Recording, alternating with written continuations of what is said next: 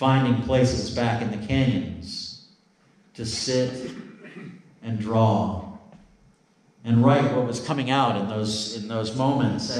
And I was, on the cover of Stone Desert, the original was, it said, I think it was, the subtitle was A Naturalist Exploration of Canyonlands, and I only called myself a naturalist because I worked for a company called Naturalists at Large. I didn't really know, I'd spent a lot of time in nature, backpacking, exploring, but,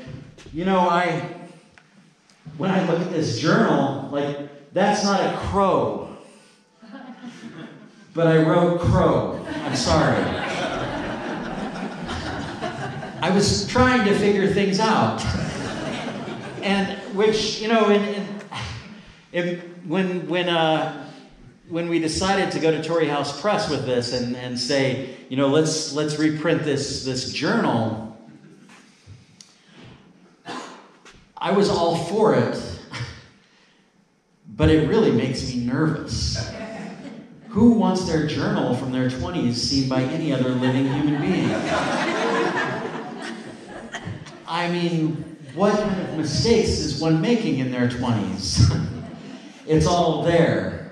It's all there to be seen. I intentionally did not really read through the journal before it went to press, because I knew what would happen. I knew I would start marking it up and saying, okay, I can white out that word right there and I can match the penmanship exactly and nobody will ever know. But Andy was also very insistent that this be a record, that this is a document from a young, starry-eyed writer running around in the desert, seeing a place.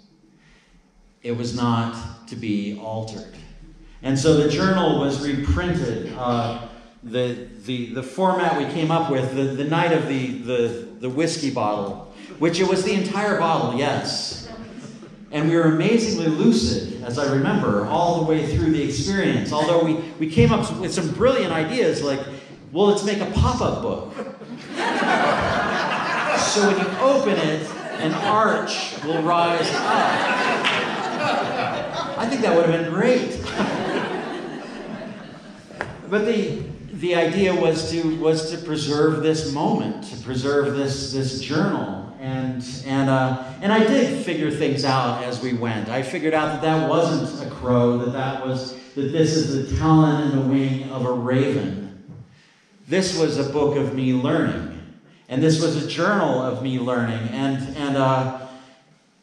and once this came out, I think I only saw it a couple weeks ago for the first time, and I started looking at the journal going, oh my God, you wrote some very personal things in here.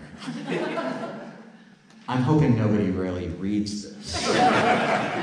This is meant just to be a work of art, just to carry you along on the journey, not to linger in certain places.